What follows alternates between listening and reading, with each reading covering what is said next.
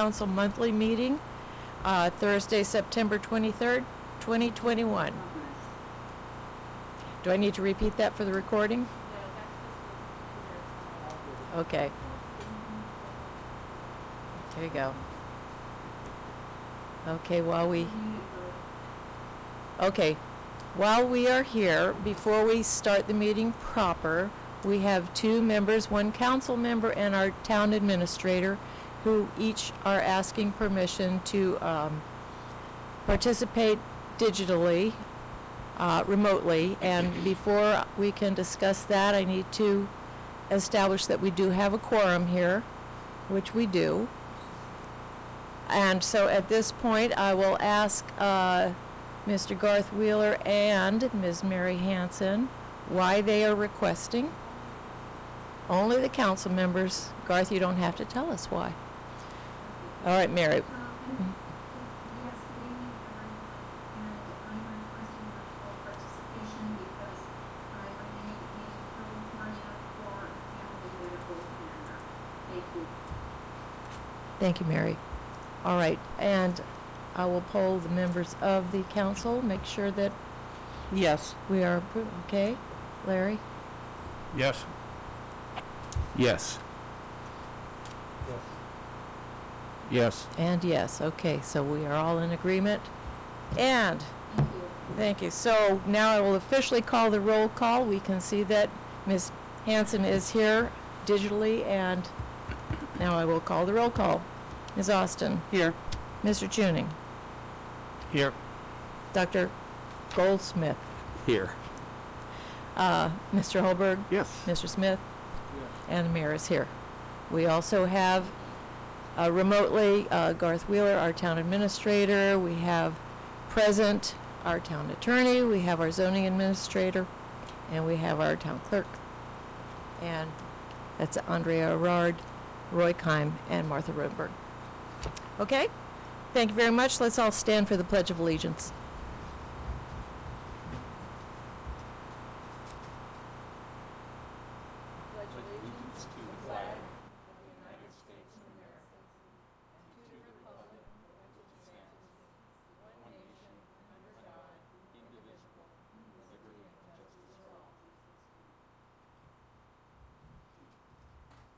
Okay, before I open the public comment period, excuse me a second. Just have a little reminder. I'd like to remind everyone why we face each other when we speak. Many people need visual cues to understand your speech. They need to see your facial expressions and possibly even your lips to understand. And you don't know who in this room may or may not need this. So for this reason, as well as for the clarity of sound as we're recording this, I will ask you, I will not compel you, but I will ask you, if you are masked when you take the microphone, please lower or remove your mask so that it will not be muffled and we can see your full facial cues. Thank you. Okay, so now we will move right into public comment. And let's see. I have 3 people who have requested to speak, and we will take them in the order they signed up. Ms. Amy Anderson? Not here? Well, we'll put them at the end of the line if they're here by the time we finish public comment. All right, Mr. William Mayo.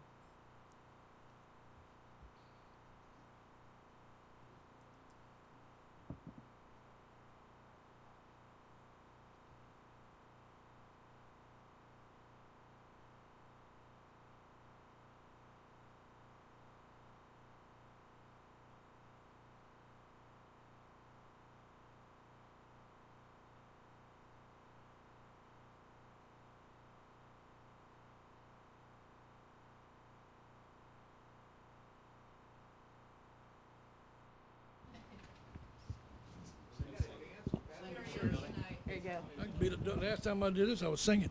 I have 2 things.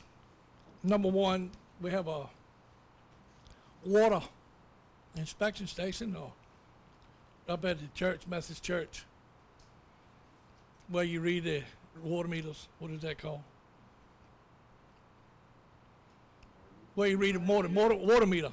Anyhow, they broke that last year. The cover's still broke, and it's covered up with two little pieces of plywood. That needs to be fixed. Somebody falls in that, they could break a leg. And my second one is golf carts. I walked through the town on a snowy day, 2 days, and got 160-some names to have golf carts in the town of Urbanna. We had to write a letter, and Keith Hodges carried it to the General Assembly. The General Assembly said, okay. As far as I'm concerned, when the General Assembly said, okay, that's law. We're not abiding by it. One guy got a $7,000 golf cart 2 weeks ago. And he knows they know about the sticker. They haven't got it. We got about, I guess, 75%. They got golf carts, we got stickers. Now, I lived in town, I'm going on 55 years. I paid my taxes, and I paid my golf cart fees, and I get my sticker every year. And I live in town. You got people that's riding up on Red Hill on their way out. Some of them's got them, some of them don't. But there's no reason in this world why we can't get somebody, even the sheriff's department, somebody just stop these people and say, wait a minute. Oyster Festival is coming. 2 years ago, Holly stopped about 30 golf carts coming in town because people rent them. We're going to have a clear disaster. They don't have insurance. They don't have any safety equipment. You got kids 9, 10 years old driving. And I just wish that somebody would take it and do something with it. Thank you. Next. Thank you. Okay, we're gonna call NB Putney. You're good. Okay, thank you very much. And that brings us back to Amy Anderson, who is not here. All right. Well, then that closes the public comment period. Do we have some response from, Billy, this is a response to you. make sure you're turned on. I'm on. Okay. Roy, could you direct Kevin to check on that water meter cover and get it taken care of? If we have it in stock, let's get it taken care of. If we don't have it in stock, let's get it on order as quickly as possible. I'd appreciate it. Thank you. Hey, Roy, in addition to that, just expand on it. Can you make sure that Kevin is checking to make sure that all the water meters have their covers, not just this one? It seems like that would be a logical component of his duties when he goes around and reads the water meters. Okay. Can somebody tell me who was the golf cart monitor, police, who makes sure that this is done? Is this, I mean, when people buy a golf cart, does everybody know that they need to come here, register it, and take it and get it inspected? And We have this discussion every single year. And I know that Holly was enforcing it before, and we will talk to Garth about how we're going to enforce it at this point. And thank you, Billy, for bringing that to our attention again. We need to be reminded of that.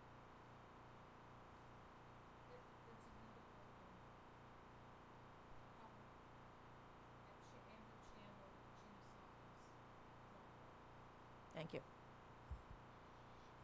Roy, did you make a note of that? Thank you very much.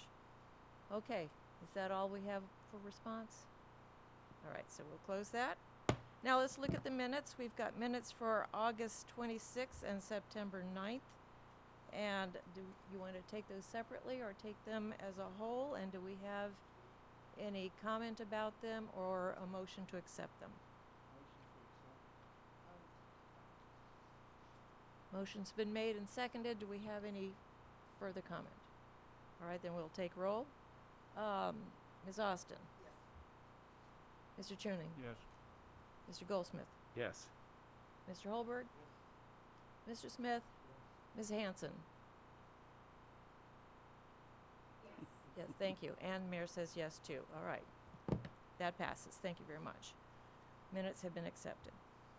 All right, now let's get to reports, and we'll start with our town administrator, Mr. Garth Wheeler.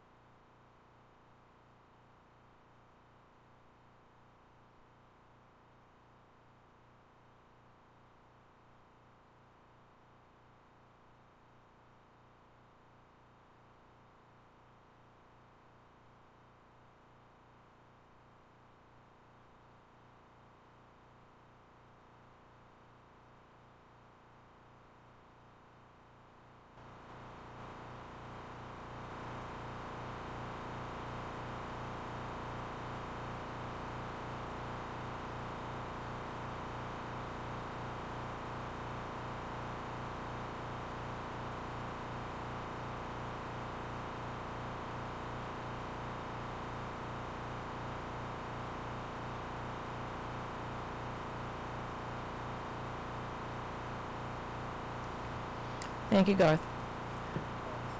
Yes. Go ahead, Bill. Garth, the fire hydrant meeting, I know it went back and forth and David Lehman couldn't make it, but if you've set another date, I was left off the email string. Can you give me that date and time?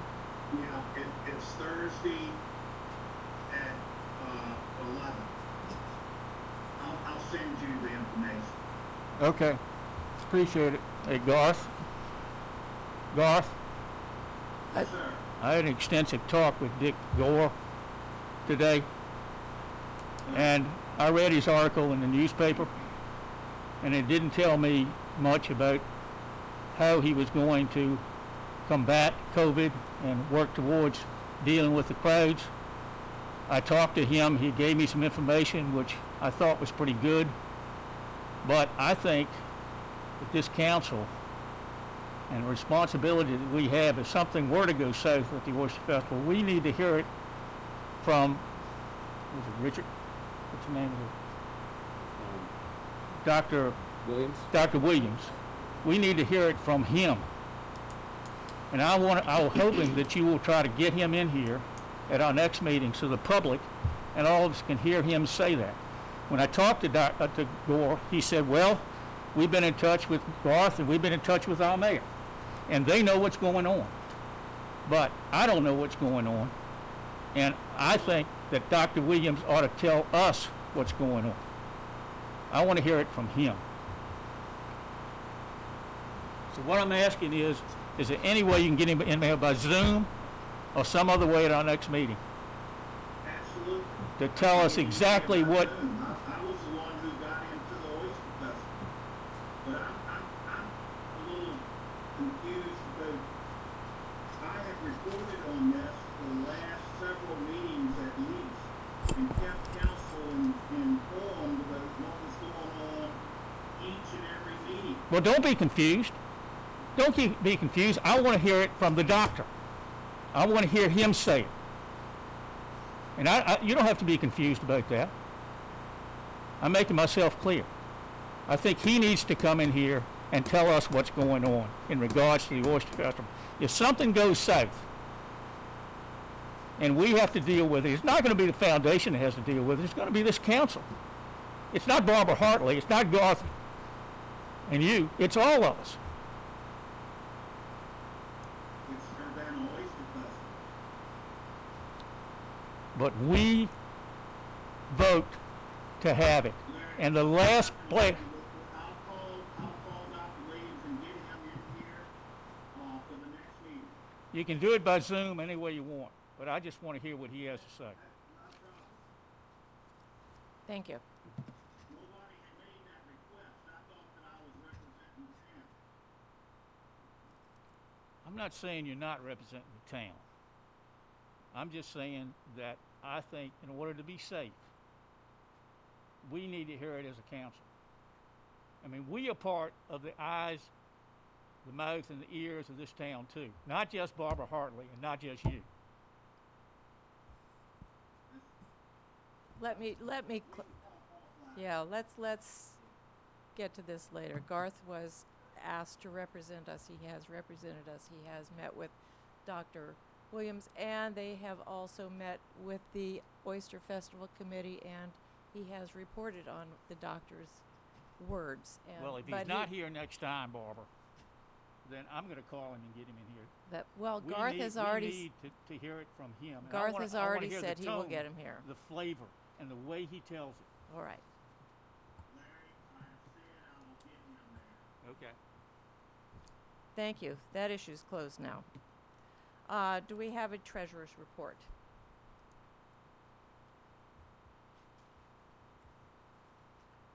And who is prepared to give it?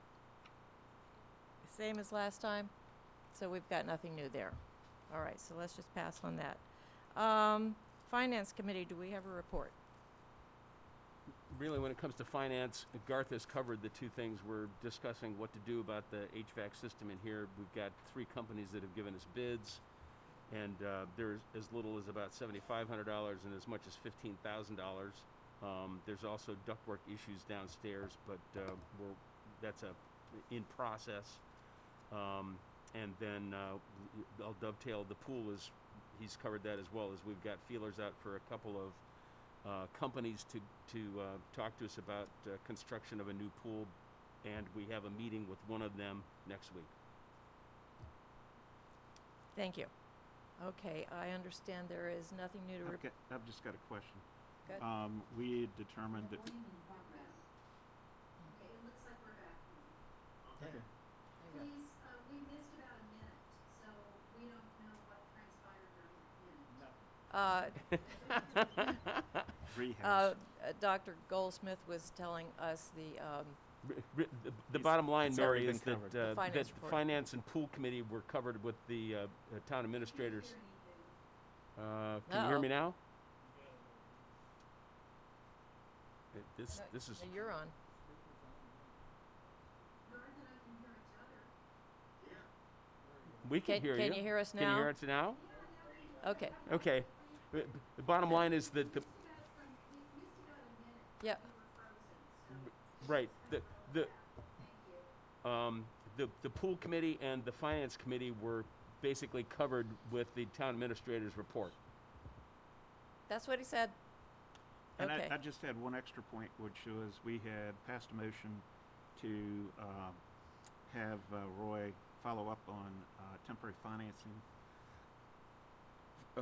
for covering the Bodie infrastructure grant. Haven't gotten to that yet. Okay. All right. Okay, in case that was not picked up, Mr. Keim said that has not been gotten to yet. And I understand from Mr. Smith that there is nothing new to report on the water committee right now. That's correct. Okay. It's the same as it was 2 weeks ago. We're speed of government. Yeah. We're working on it. Thank you. And let's see, do we have anything from the planning commission? And same as 2 weeks ago, and that is we intend to have something to propose related to the Virginia Street docket here at the working session in October. Thank you. Thank you. Okay. Anything to report on the Chesapeake Bay Region Tax Board? Yeah, I attended the meeting on Thursday, September 16th. They're going to hold quarterly meetings. Jerry Davis, who's in charge of the thing, says that there are currently 7 members. Essex is about to join, that'll make 8. And Gloucester and Matthews are still considering. Our cigarette tax is going to be a regional tax. And we are a regional commission, and we are only the second regional commission in the state. The Northern Virginia Cigarette Commission is the other one, and we sort of modeled ours after that. How this works is that the wholesalers who sell to regional stores or retail stores will pay that tax. They buy a state stamp, and that state stamp is a state tax, and that goes to the state. Starting the first day of August, they're going to have to buy a regional stamp, and that money will go to us. At the meeting, we voted for a 60-day grace period, whereas if wholesalers purchase cigarettes prior to August 1, they do not have to go back and purchase a stamp for packs of cigarettes that are still on the shelves.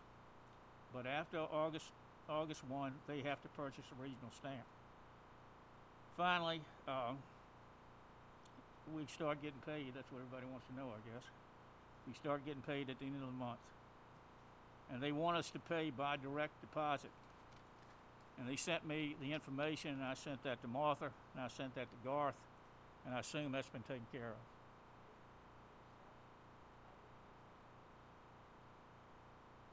It's been taken care of. Michelle took care of it. Thank you so much. And that's it. Thank you. Okay, that brings us to old business. And under old business, we've got the Marina culvert. Was that already covered in the? That was covered in the report. There's nothing new there. Okay, that brings us down to charter changes. Okay, on the charter changes, we have 2 resolutions. We brought the first one up, at the last meeting, which was, that the charter be amended, so that the mayor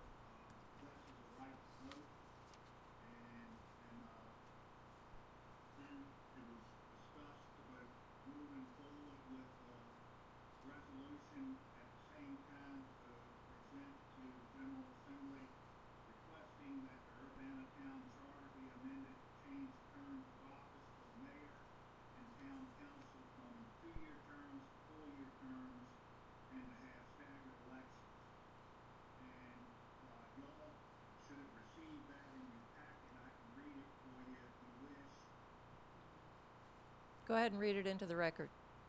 Okay. Whereas the Urbanna Town Charter specifically acknowledges that the town of Urbanna shall be governed by a town council and mayor, and whereas the Urbanna town mayor and town council currently serve a 2-year term in office, and whereas there is a desire and an identified need to have the mayor and town council serve 4-year terms to provide stability, institutional memory, and continuity of town operations. Now therefore be it resolved that the Urbanna Town Council respectfully requests that the Urbanna Town Charter be amended to have the mayor and town council elected for 4-year terms in staggered elections every 2 years. Now, the charter changes would be that the mayor should be elected for a term of, and this is current legislation. Current charter speak is that term of 2 years on November general election 2012 every 2 years possible. The new wording will be the mayor shall be the chief executive officer of the town. He or she shall have and exercise all power and authority conferred by general law, not inconsistent with this charter. He or she shall preside over the meetings of the town council and shall have the same right to speak and vote as members of the town council. He or she shall be recognized as the head of the town government for all ceremonial and military purposes. He or she shall perform such other duties consistent with his or her office as may be imposed by the council. He or she shall see that the duties of the various town officers are faithfully performed. He or she or a person acting as mayor may sign and deliver such documents or instruments as the council, this charter, or the laws of the Commonwealth shall require. Another change under section 5, 6 electors and the mayor of the town of Urbanna shall be elected as council members of the town. The next change is how to implement the 4-year terms, and that is 6 members of council shall be elected in November of 2022 and shall take office January 1, 2023. The 3 members of council receiving the highest number of votes shall serve 4-year terms expiring on December 31st, 2026. The other 3 council members elected in November of 2022 shall serve a 2-year term until December 31st, 2024. At the election in November of 2024, those 3 members of council shall be elected for 4-year terms. Then the other changes, candidates for town council shall not be identified on the ballot by political affiliation. Notwithstanding term expiration, all council members shall remain in office until their successors have been qualified. Those are the changes. Thank you. Ms. Gerard. Recommended. Thank you, Ms. Gerard. I'm just here to help. Okay, I have some questions. okay. One, in my packet, I don't have a copy of the resolution. Oh. Period. No, just let me finish. I'm gonna keep on going through here. Because one, I need to read that resolution. 2, we went to the Attorney General, and we asked for one thing. And that one thing was to have the mayor have the right to vote, but no veto. Here we have a paragraph in here with all these other changes that are included in there. That's more than what the Attorney General told us to do. Wait, let me finish. Okay? So, I have a problem with this paragraph in here. You know, all it needs to say in there is the mayor has the right to vote, but no veto. That's what the Attorney General said. That's all we have to do. Now, when it goes down to Section 5 on the council, it says 6 electors and the mayor. Well, it's under the section for the council. That should be handled up in the upper one, not this one. You get down to term of office, 4 years. 4 years. We have a hard enough time getting people to run for office as it is, on 2 years. And I volunteered for the Navy. I knew it was 4 years. Well, I'd be doggone if I would have run for office if they told me I had to run for 4 years. You know, that's a lot of time out of retired people that basically our average age is 63. So by the time you get out, you're 67. And that's on the average age. And we're not going to get anybody to run that. So we have to figure out something different there. I agree with the staggered terms. I really do, because institutional knowledge, as Dr. Goldsmith says, is lost between council to council. But we have to do something different. Okay? But 4 years, we're not going to get anybody to run. I'm done now. Okay, I just didn't want to The interrupt. reason that I feel like 4 years is good, Bill, is because you can't get anything done in 2 years. We lost 8 months dealing with all this stuff that went on in regards to getting rid of our attorneys and all this other stuff, and what do we got left? I mean, when you got somebody working on a project like water, or some other things, And it that's takes why I ran. 4 years. That's why I ran again. But see, you were there for 2. If you had 4 years, you wouldn't have to run again. But that's what I'm talking about. That's the way I see it. Well, if we And I didn't am have to for the put up- 4 If years. we didn't have to put up with a lot of the stuff around, we could get things done in 2 years. Well, that's going to come no matter what. That's the nature of this beast. Just the nature of the beast. May I raise my hand? Go ahead, Mary. Okay, may I raise my hand? Yes. My question to all of you is, I understand what you're saying, Bill, about getting people who are willing to serve. But my question to you is, I think that all of you have served more than 4 years on town council, in fact. So just wanted to point that out. Thank Ms. Rod. Thank you. Mr. Smith, the reason that the proposed language under Section 4 for the mayor is a paragraph is that it was my understanding at the last meeting that council wanted me to mirror the language from the Herndon Charter, which is why that's included. I didn't agree on that, Okay. actually. And that's accurate. Yes, you did. That was why it was tabled. I'm just explaining. Nothing is set in stone at this point, but I just figure our charter, the way it is, the Attorney General had not an issue with it, other than it was silent on the mayor's vote. And he, solidified that by saying the mayor has the vote, but no veto. And that's all we have to do. The rest of the stuff is already there in the charter. We don't have to go and reinvent the wheel. and that is council's, that's up to council.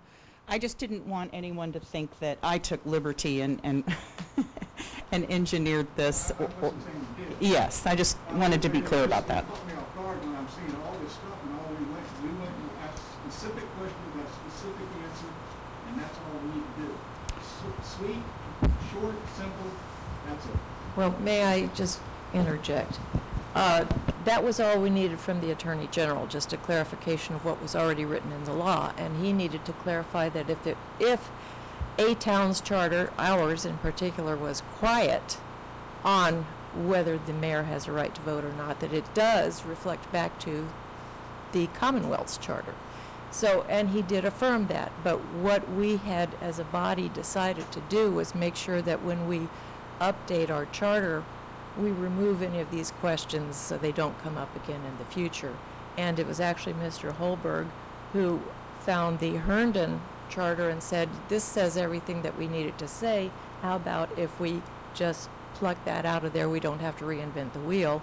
And we did all look at that, and we did agree to go that way. But this is still, we have the opportunity to change things. We're not, if you're uncomfortable with it, now is the time to talk about it.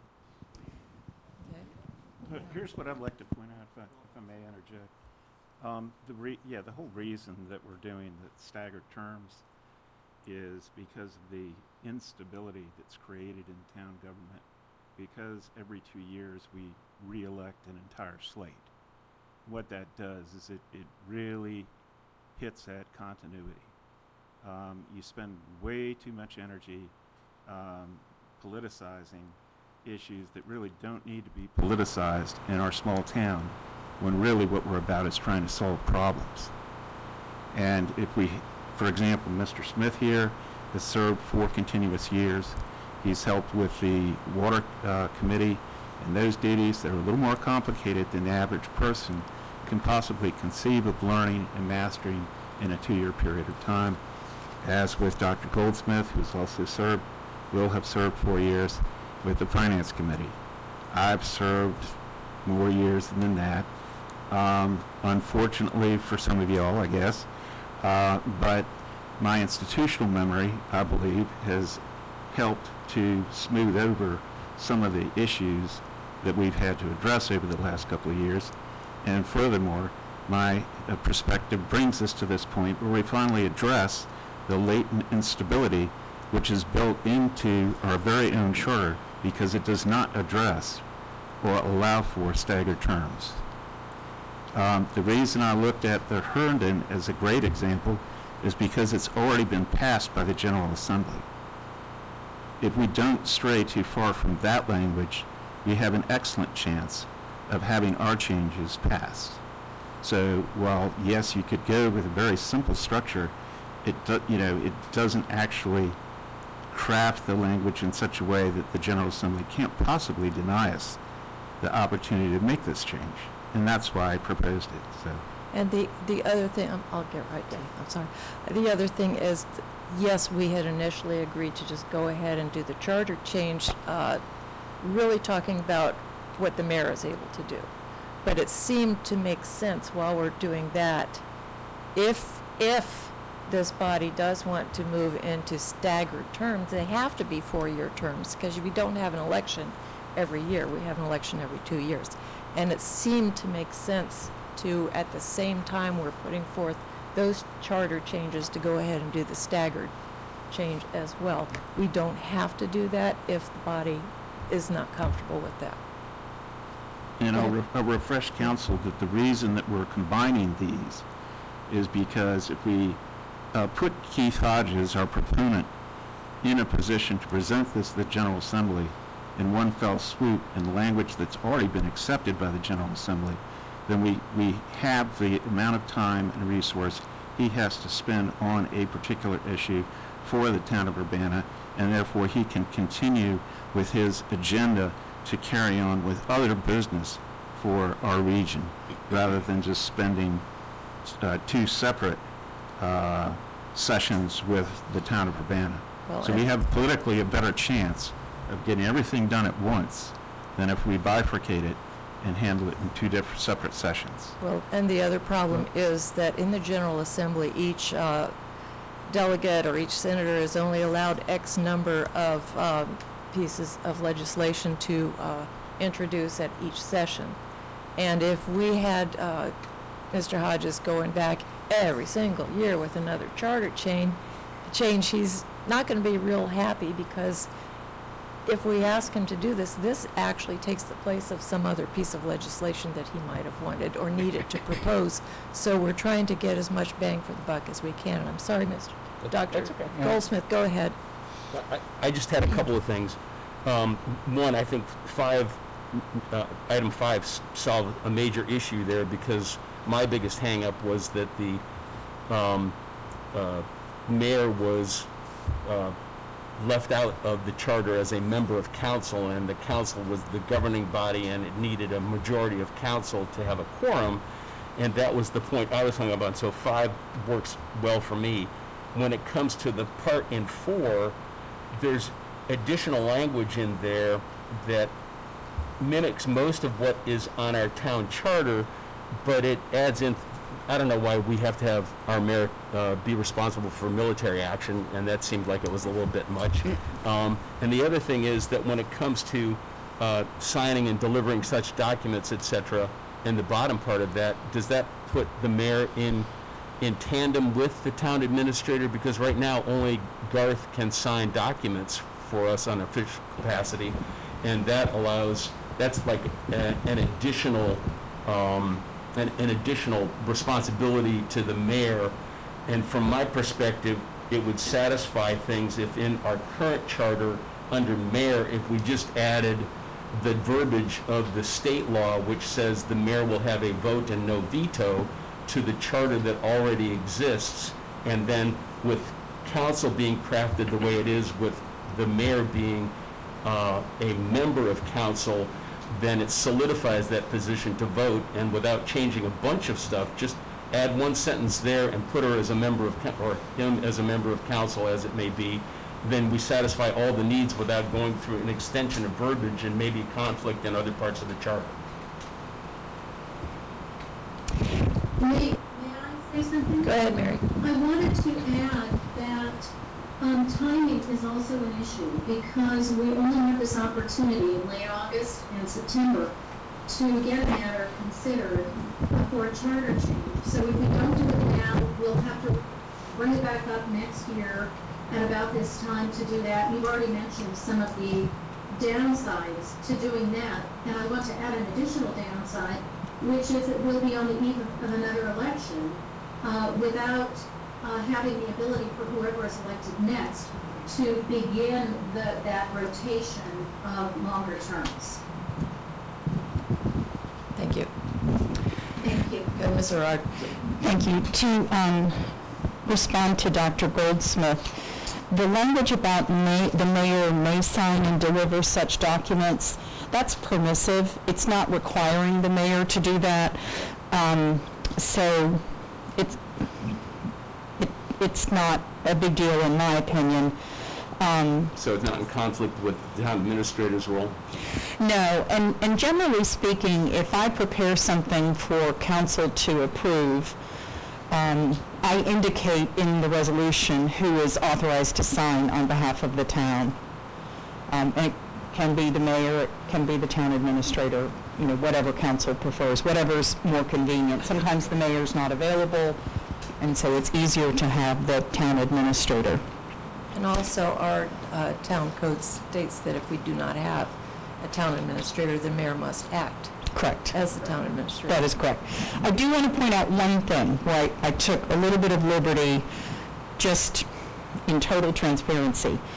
Under section 5, where I have candidates for town council shall not be identified on the ballot by political affiliation, it was my understanding that that's the practice. I just think you ought to stick it in while you're doing all this other stuff. But that, I just added that, so. Yes, that's good. Yeah.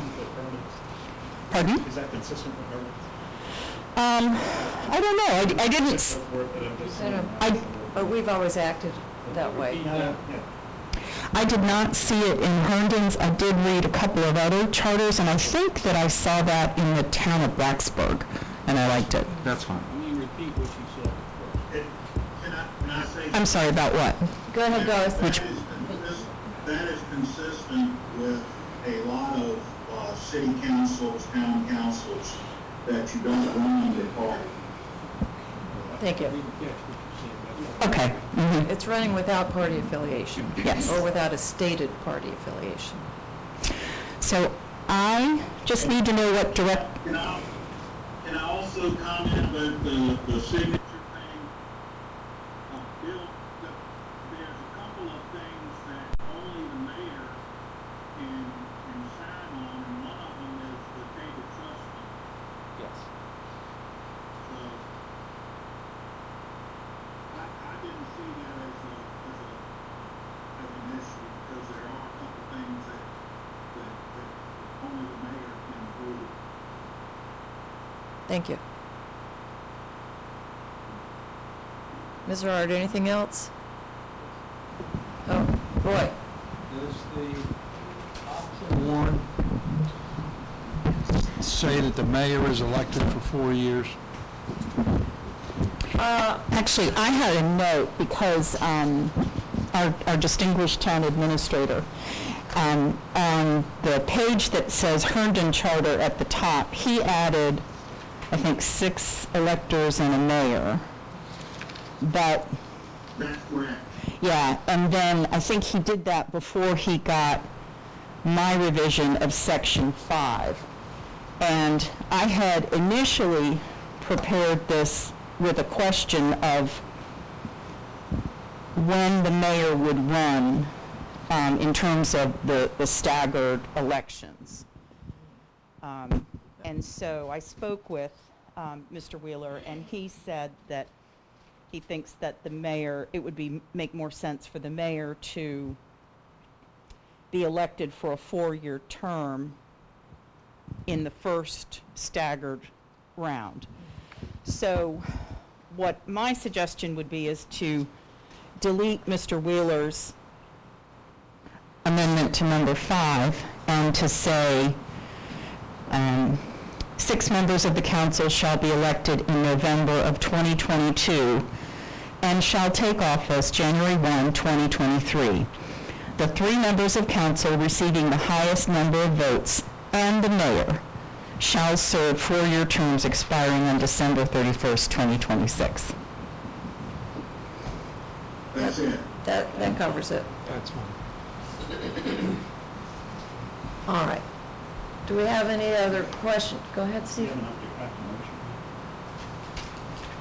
Are we in agreement that we want to do this? All right, does someone want to craft a motion? I would like to, but I did not get a copy of. Here, I'll give you mine. Here.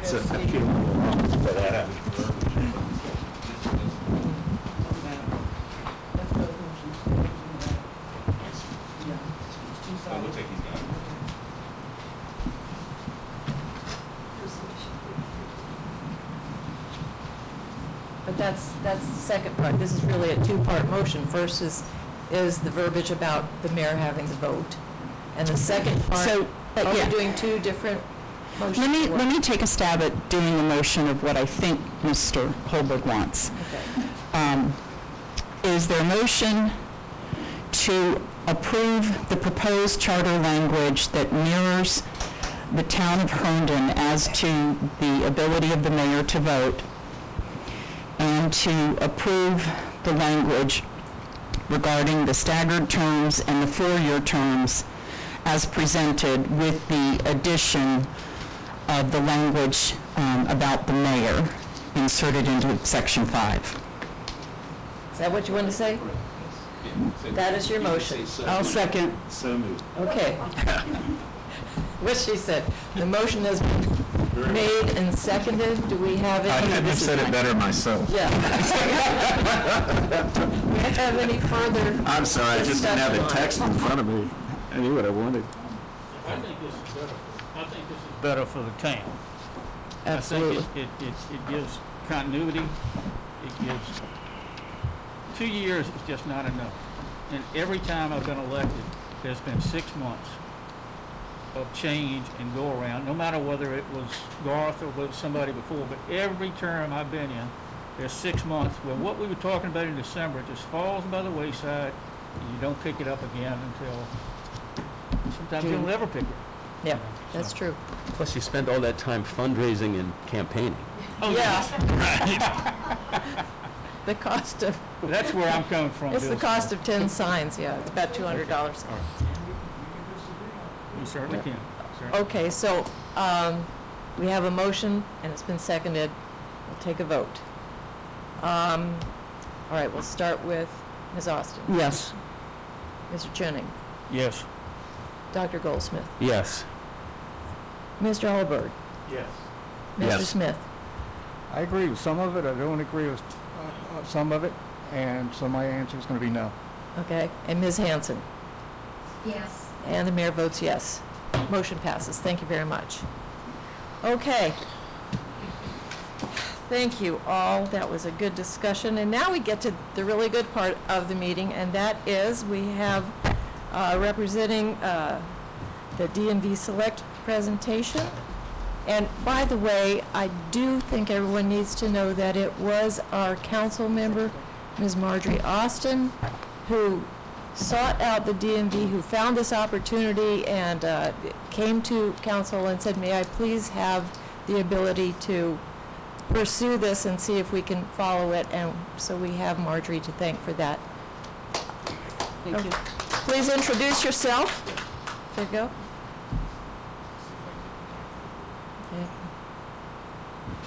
Okay. Okay, yes.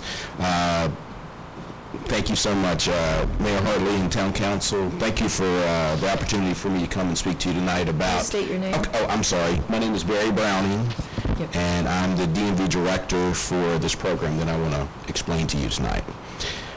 Thank you again for the opportunity to come and take a few minutes of your time.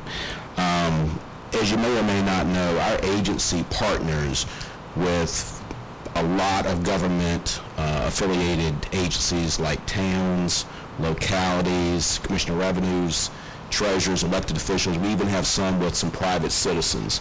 Throughout the Commonwealth, we have 55 DMV selects. Now, what a DMV select is basically something that's run by a town like yourself. We have 13 towns in the Commonwealth out of those 55 that operate a DMV select for us. And they focus on vehicle transactions. They do not focus on driver at all. Okay, so if you sell a car, you can get it titled here. If you want to renew your tags, you can get it get that done here. But doing a driver's license renewal is still handled at our full service offices. If you want to do a road test, a written test, or if your license is suspended for any reason, all that would be handled. Those are the more complicated transactions that we do. Those are still going to be handled at Kilmarnock, Tappahannock, the full service offices. But what we're offering to you is to partner with us to do the vehicle transactions like the other selects do. We just opened 2 of them recently with towns. One was July the 1st, we opened with the town of Haymarket. The second one that we opened was with the town of Scottsville. That was in August the 16th. We just opened week before last with the city treasurer in Waynesboro, Stephanie Beveridge. So we've opened 3 in the last few months. We've already got about 3 or 4 more in the pipeline, so this is a very aggressive expanding program because we want to offer more outlets to the citizens all across Virginia to be able to have different ways to get their transactions done. Now, why is this a good fit for the town? Okay, well, it's perfect for me, but I'm going to tell you why. Your town business model is very similar to what ours is already, and it's a good fit. You have a beautiful building, I love it. You have consistent hours. You probably take late fees for people that have water bills, okay? We take late fees. You accept money. You have restrooms. You have ample parking. You have a lot of things already in place that we look for. So that's why it's a perfect fit for us to reach out to a government agency like yourself to offer this partnership. Now, when Mrs. Austin approached me, we were already starting to look for something in the Middle Peninsula, like where you are here. So we feel that this is a perfect fit. We do our due diligence and we do our homework before we even come out and do something like this.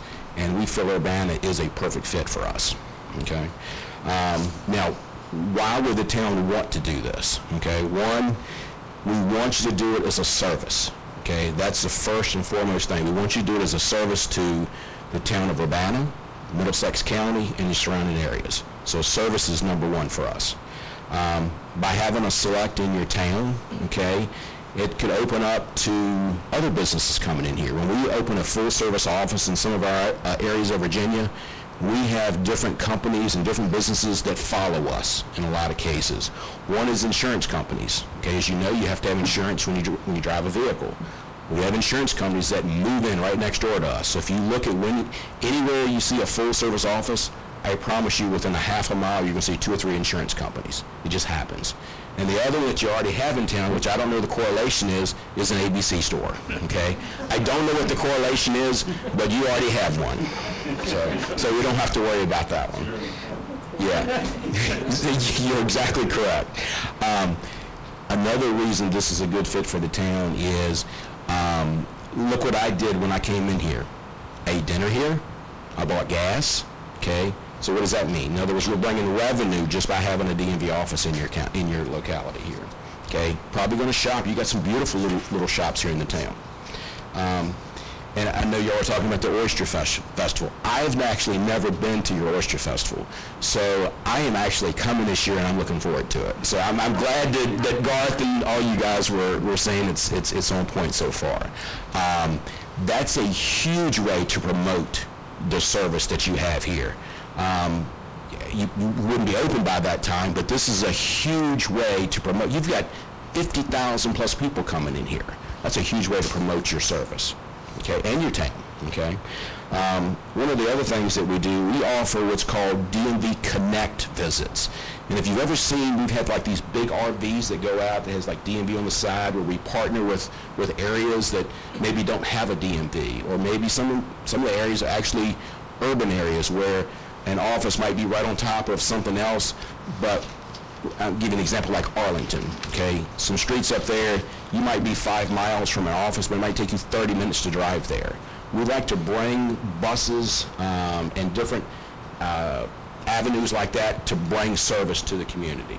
We don't really offer we call it the buses. We don't really offer that anymore, but we do what's called Connect, where we bring people out that actually could set up in a room like this, and they do driver transactions. So transactions that you cannot do is what we would focus on. We want to partner with you because it brings visibility to your office. And another thing that it will do is people will not know you're here until you start advertising the service. I'm sorry. It's not recording and you're not speaking. I'm sorry. Thank you. It'll bring a lot of visibility to your office, so we want to make sure that we offer that service to you. A couple other things that we do, we build a website for you, okay, that goes on our website for the town. In other words, the town of Urbanna, DMV Select. We build that for you, all your hours, your agents, Garth's name, everything goes out there, all the services that you can do, all the transactions that you can do. A couple other things we talked about with Garth and Miss Austin was 2 other optional services that we offer to the DMV Selects. One is Department of Wildlife and Resource transactions, okay, which is formerly DGIF. And what they would do is we have a standard contract with them where we can actually process hunting and fishing licenses here. So you can do that here.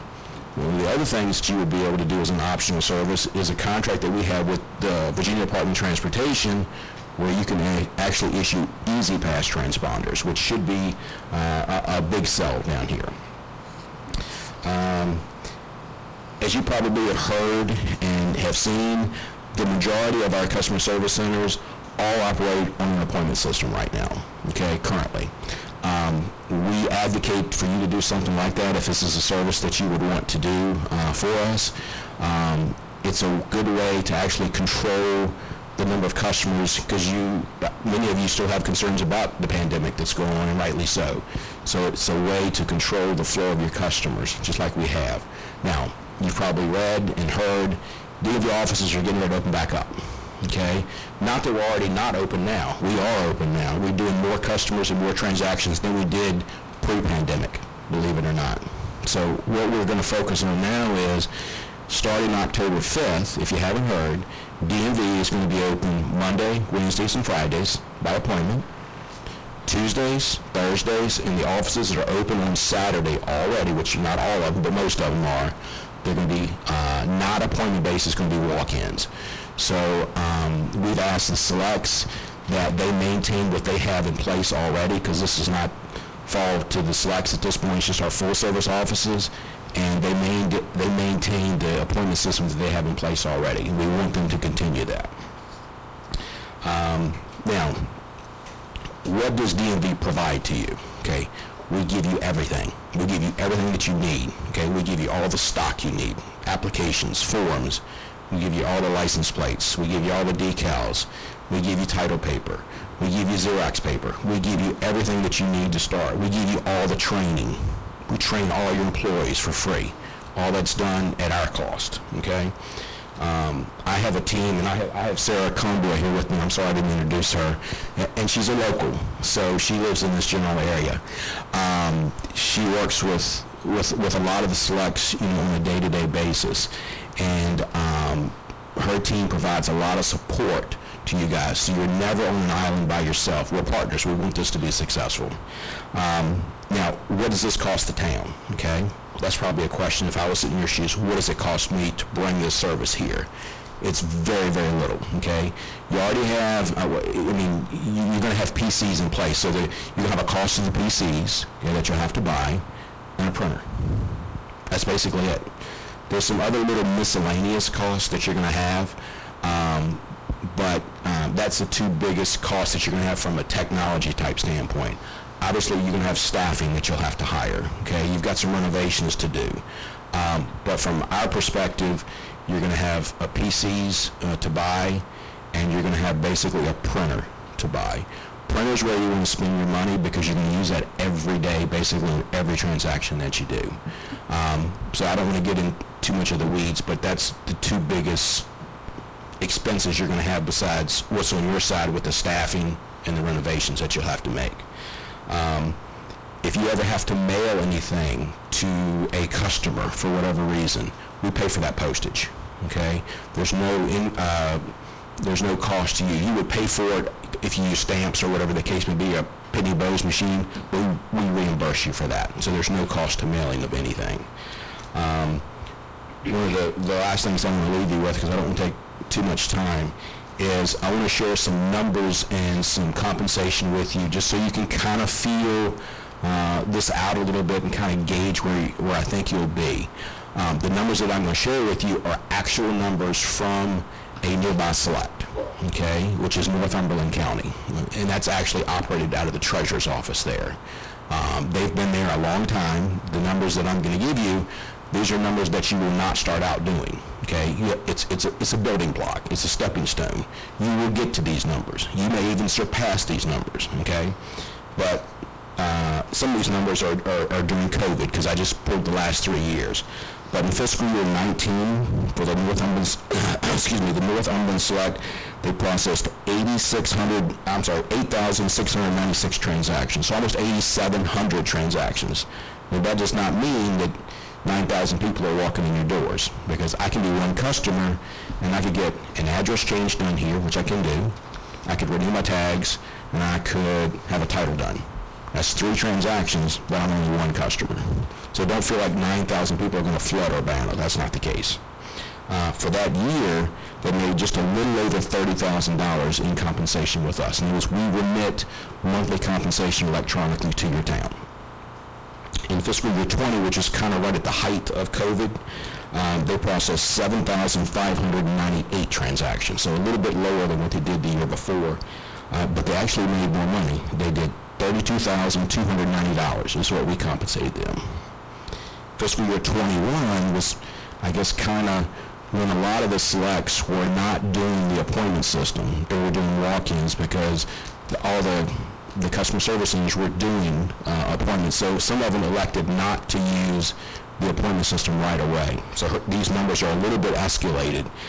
She did 13,243 transactions, and we compensated her a little over $55,000. So you can see there's money to be made here for even a small town like yourself. I mean, there's money to be made here. So I guess what I want to take away from here is this partnership is being offered to you. I hope you will accept it. We want another outlet out here in the Middle Peninsula. So I'm hoping that you'll take this under consideration and make a sound decision. Thank you very much. Thank you. Any questions? Mr. Holberg? Yeah, I've got a question. Sure. So our nearest competitor is Northumberland County. No, your nearest one is West Point. Okay, that's what I'm trying to gauge. The area that Northumberland serves, and therefore is able to process in excess of 8,800 transactions in a year. They cover a broad territory. How does that compare to the territory that we would cover? Is there an office? There's an office in Gloucester. It's full service office. Yeah, you're not really in, I don't say competition with the full service offices, because a lot of the stuff that they do is focused on driver, which you don't do. So West Point and Northumberland would be I don't want to call it your closest competitor, because you were all partners. But those are your closest offices that would be in competition with you, I'll say it that I way. was trying to figure out whether these numbers will actually bear out. Yes. And in West Point's case, or in Northumberland's case, are they talking about a full-time position that's processing these transactions?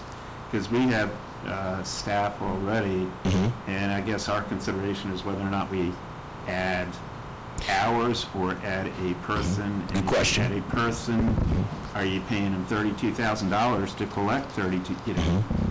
Yeah, Right. This is what I'm concerned with. Yeah. That was my question, is that's the gross income, correct? Yeah. So what are they net at the end of the day? Well, let me talk about how the compensation works. I didn't want to get too much into the weeds, but I'll be glad to I'm sorry to raise this, but that's... No, that's fine. It's a good concern. How The finance committee. Yeah, no, I agreed. How the compensation works is the same for every select across the board. Whether you're a private individual, whether you're a town, or whether you're a locality, or whether you're an elected official. If you look in code, it's 46.2-205. If you look in code, it talks about the selects make 3.5% on the first $500,000 of gross collections in a fiscal year. Our fiscal year runs from July 1st through June 30th. When you exceed $500,000, your compensation is based at 4% for the remainder of that fiscal year. Now, that's what's in code, but we have budget language that we introduce every year, that we did in April of this year, and I provided that, and I have copies of it so you can see that. Our compensation that's in the budget language trumps what's in code. So it basically says you're getting paid 4.5% and 5%. So 4.5% for your first $500,000. When you exceed $500,000, you're compensated for the remainder of that year at 5%. But to kind of backtrack and answer your question about staffing, you can't do this with one person, because you can't do it with one person. You can do it with two people. Most people have 2 to 3. 3 is ideal for a small town like this, because if somebody calls in sick and somebody's on vacation, you got no support, you got no help. And if you've got appointments that are there already set, you need someone to be able to help, so you don't have to close and start calling people saying, I'm sorry, I don't have any staff. So 2 is adequate, but 3 is ideal. And they don't have to be all full-time. So you could have 1 full-time and 2 part-timers if you wanted. That would work. I didn't mean to commandeer time here, but It's fine. I've got another question. It Sure. has to do with security of information. Mhm. I know that you provide us systems. What are our responsibilities? And I've glanced over the contract, and you know, we have a number of things that we have to do in order to make sure that we toe the line, so to speak, in terms of security of information and so on and so forth. So what other things do we need to be looking at from a risk management standpoint with regards to command and control over the information that's basically filed through the office? Several different things you need to think about. One is you're going to have decals, which are very, very valuable, and you're going to have title paper that's very, very valuable. That's something that would have to be in a secured area to be locked up. That's about the only thing from a security standpoint as far as our credentials are related to. We have what's called an MOU that I think I provided to Gar. That's where it talks about the information that you're talking about, where the do's and the don'ts of what you can and cannot do with the system access. Okay, can I just cut to another question real quick? Have you had anybody that's participated in this that hasn't re-qualified after the end of the 2-year contract period? No. That's my question too, Steve. Go ahead, Mary.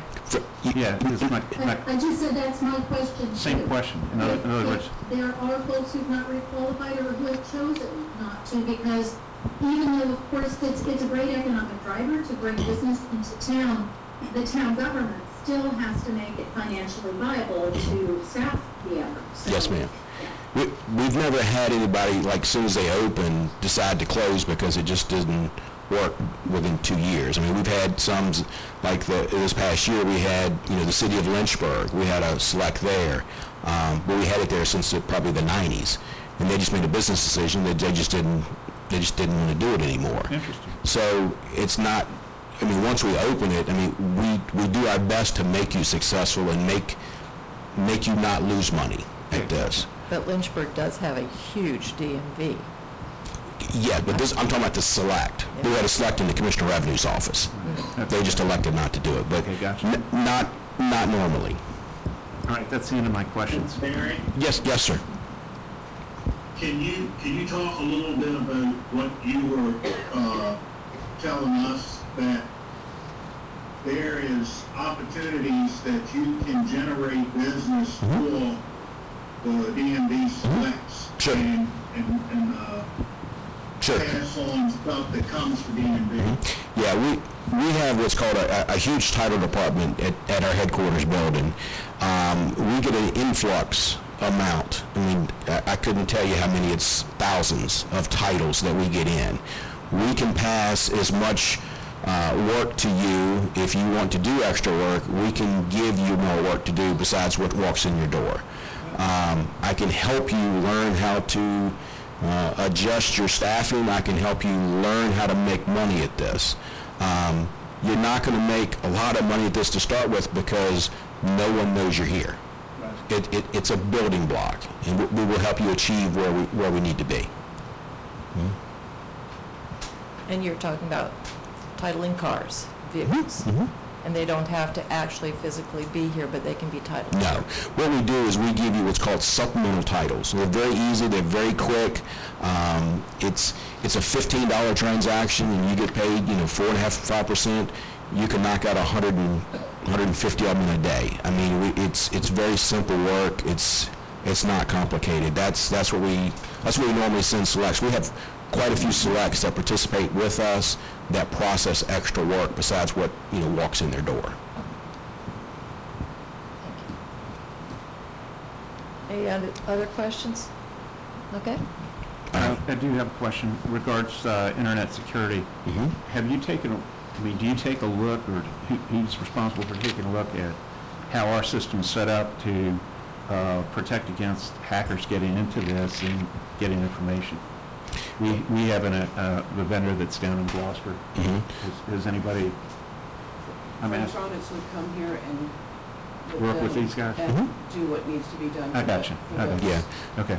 But maybe this will help answer your question, sir. What we do is we'll have an IT conference call before we do anything to make sure you have your IT person or staff on your side knows what we're going to do when we come in, because we have to load an application on your existing PCs. Then we're going to test it, but we want them here with us so you don't think we're doing something that we shouldn't be, like load the virus or something crazy. We want them here with us so we can show them how to do this, because if you get another PC or get extra staff, you want to be able But to learn how to do it yourself. These would be dedicated PCs. Yeah, well, no, it could be shared with the town. Oh, okay. We have many of them that are we have 13 offices that are town affiliated. They do town work on it and they do DMV work. So they share their PC. So it could be solely DMV'd if you wanted it that way, but if you wanted to, I know Garth and Mrs. Austin were talking about setting up some windows, and if that's where you wanted to take, the DMV money, you could also take town money there as well. Thank you. Okay. Very good. Thank you so much. Mr. Brownlee, thank you so Thank much you. for coming. Thank you. Can I add something? Go ahead. Barry, thank you so much for your presentation and everything that you've done to educate us. You're certainly welcome. Certainly welcome. And the one thing that and I want to thank Marjorie for bringing this forward. I mean, she was the one who actually saw this and had the intuition to bring it forward. But we've actually discussed they're flexible with their hours, and we talked about maybe perhaps on Wednesdays making the hours later, instead of opening up at 9 a.m., opening up at 12 and closing at 7 or 8, so that it would allow people that are working the opportunity to come in, and also being open several hours on Saturday. And DMV is okay with that. They encourage that. So, Thank you. Okay, thank you. Roy? These employees that would be doing this would be town employees, Yes, sir. and they'd be compensated at what the town wanted them to be compensated? Mm-hmm. It's a lot to work out, but it's No. it's an interesting opportunity. Well, as Barry said to Garth and I, put an ad in the paper, and you're gonna get people that already have DMV experience apply. And I told Garth about this on, one day last week. There's somebody that already works at a select that lives here, that if it's put out in the paper, they will apply to come here and work instead of traveling to the select that they work at. Good. Okay, thank you. Thank you very much. Okay, that brings us. you know, the other thing, and I'll add, Mayor, is that and Barry's already covered it a little bit, but, you know, when Marjorie came up with this and talked to me about it, we weren't talking about the money per se directly. We were talking about the opportunity that this was, you know, we talked time and time again about Urbanna as a destination. And you have to have a reason to come here and want to be here. And that's how we approached this thing from the beginning when we first met with Barry, was that this was an opportunity to bring people to Urbanna and then do like what he was talking about at the beginning of his presentation, that you come here, you're going to spend money here, and you're going to look around, and you're going to, you know, eat at the restaurants, you're going to maybe shop, and that's what we're trying to encourage. And then when he was talking about the money aspect of it and the potential opportunities, that's just, you know, that's plus. That's how we approach it. No. Thanks. Thank you very much. Thank you, Barry. Okay. Thank you, Garth. So that brings us to new business. Do we have any new business to discuss? Go. Yeah, DMV Select. DMV Select. Can we Very make, good. Well, I can we think we entertain just. a motion to proceed with this? Well, hold on, Mr. Ard is approaching. Yeah, go ahead. I would just ask that the motion be to proceed with it, subject to final review and approval of the contract documents by the town attorney. So moved. We have a second. Okay, motion's been made and seconded. Dr. Goldsmith did. Okay, well, let me do it this way. Okay, let's take any further comments before we take a vote? Okay. I just want to thank Steve for being so articulate. Okay, well, all right, well, let's start here. Mr. Holberg, Yes. Dr. Goldsmith, Yes. Ms. Austin, Yes. Mr. Tuning, Yes. Mr. Smith, Yes. Ms. Hanson, Yes. and the mayor says yes. Okay, motion passes. Thank you very much. Can I make another motion? That the council formally recognize Marjorie's contribution in bringing this business opportunity to the town of Urbana to increase revenue and visitorship to the town. Second. Absolutely. Oh, excellent. Any discussion? Okay, let's vote on this then. Mr. Holberg. Don't ask me to repeat that. So- Steve Holberg, yes. Yeah. Well, we'll just accept it that You way. got the it, you motion. got it, yeah. Mr. Smith. Yes. Okay. Ms. Hanson. Yes. Okay. Dr. Goldsmith. Yes. Mr. Tuning. Yes, absolutely. Ms. Austin. Thank you, but I'm going to abstain. Okay. And the mayor votes yes. Okay, motion passes. Thank you very much. Ms. Austin. Thank you. Okay, so it looks like no new business. Madam Mayor, I have two things on the old board. You have two, okay, well then, If I can bring them up. yes, you may. We discussed the possibility of getting John Gill to help with this kayak tour. And maybe I was the one that's supposed to contact John Gill, but I didn't feel like I was the one that should do it because we were talking about paying him. Mm-hmm. And I felt like the administration should do that. Could we direct, can we direct the administration to go ahead and call John Gill and see if he's even interested in helping us out? Garth, you okay with that? I'm fine with that. And Huh? I apologize for not reaching out to him. It's been kind of hectic. I understand. I'm not complaining. I just didn't want it to go away, you know? Okay. It's not gonna go away. Right. Okay. Okay, great. Thank you. I don't think we need a motion for that. We'll just No, direct you to no. move forward with that. Another Okay. question I had, and this is old business, is to you, Madam Attorney. You said at the last meeting we were required to mask. Has that changed? It has not. Thank you. All right. All right. So shall we go on to, do we have any announcements?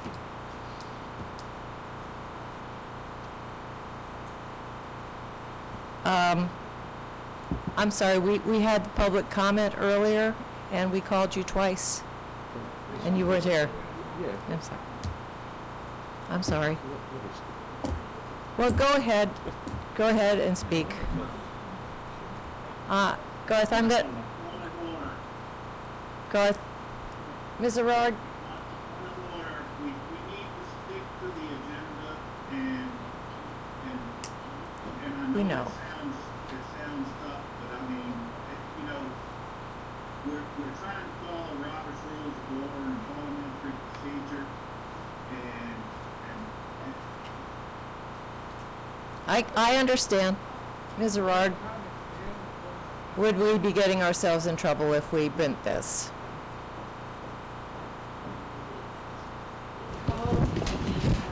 I do recommend that you stick to the agenda. I think that having consistent, formalized practices will benefit you in the end.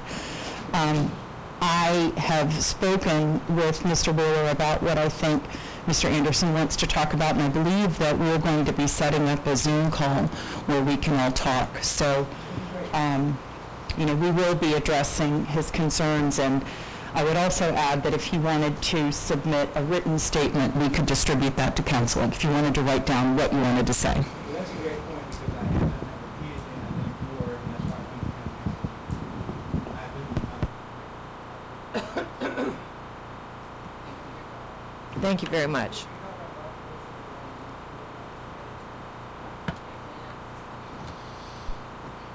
Thank you very much.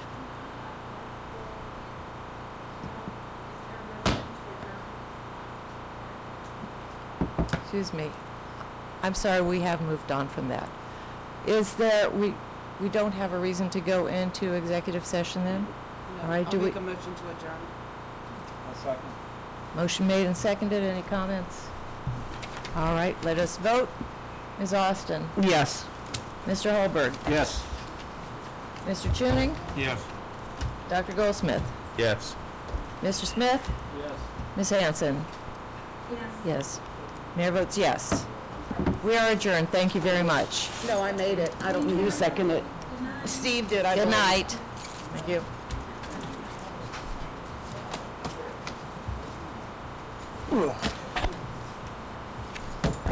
Thanks, Barbara. All righty.